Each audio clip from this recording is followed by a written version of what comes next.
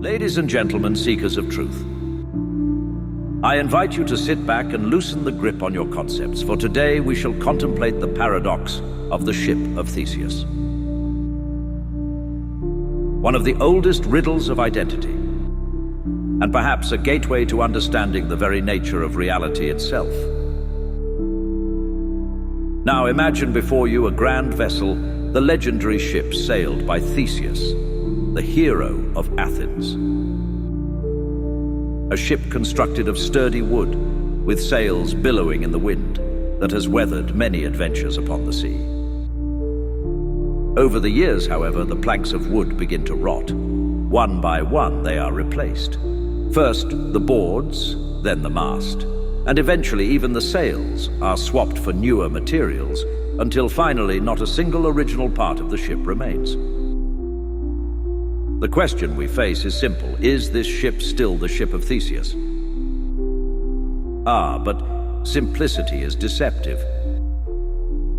For the moment we attempt to answer this question, we find ourselves tangled in a web of paradoxes and philosophical puzzles. One might say, of course it is the same ship. After all, it has been rebuilt piece by piece. The continuity of function and form remains. But there is another voice that whispers, how can it be the same ship if not one part of it is what it once was? These two voices are not in opposition, my friends. They are both, in fact, the same voice, the voice of duality, which perceives the world as a collection of separate things, each fixed and distinct from the other. It asks, is it this or is it that? But the Ship of Theseus invites us to transcend such thinking and recognize that we are caught in an illusion of permanence.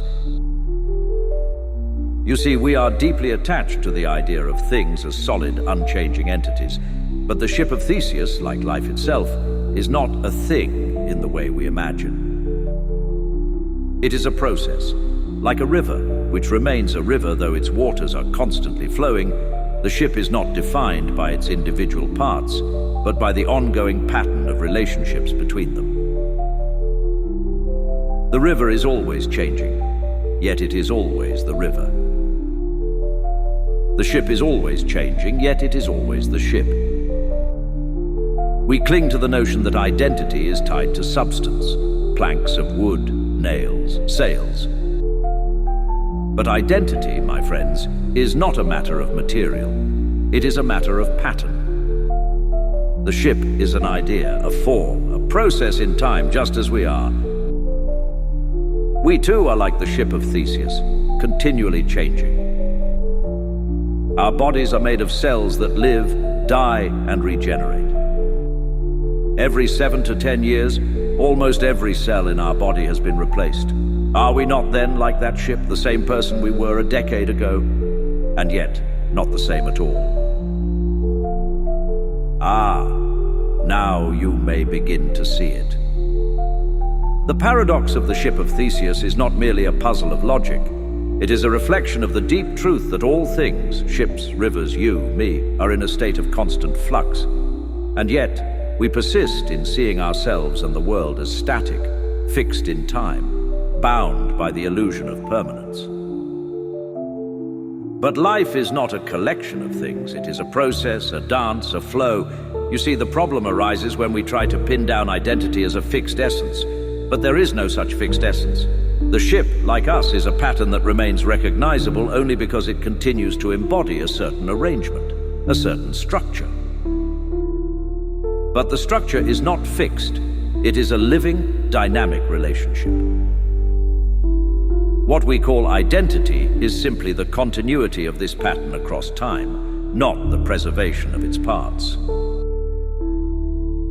And here's the crucial point. This dance of change and continuity is not unique to the Ship of Theseus. It is the very nature of reality.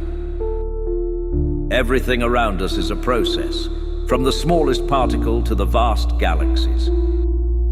Everything is constantly in motion, constantly becoming. And so, to seek some ultimate unchanging identity is to chase a mirage. It is like trying to grasp water in your hands. The tighter you hold, the more it slips away. But does this mean that there is no self, no ship, no identity at all? Not quite. The ship, the self, and all identities are real, but they are not what we think they are. They are real as patterns of relationships, as processes unfolding in time, not as fixed objects. The Ship of Theseus, then, is not defined by the wood that makes it, but by the ongoing pattern of relationships that persists through the changes. In this sense, identity is not something you have, it is something you do. It is a verb, not a noun. You are not a fixed being moving through time. You are an ongoing process, continually becoming, continually unfolding. The Ship of Theseus is not merely a philosophical curiosity, it is a mirror reflecting the fundamental nature of existence itself. So what makes something the same over time? It is the continuity of the dance, the flow of the process, and once we understand this, we can begin to see that there is no contradiction in the paradox, no real dilemma. The Ship of Theseus is both the same ship and not the same ship, just as you are both the same person you were yesterday and not the same at all. This is the great mystery, the great wisdom that lies at the heart of the paradox, that in the flow of life, nothing is ever fixed, yet everything is continuous. And in this continuity of change, we find not contradiction, but harmony.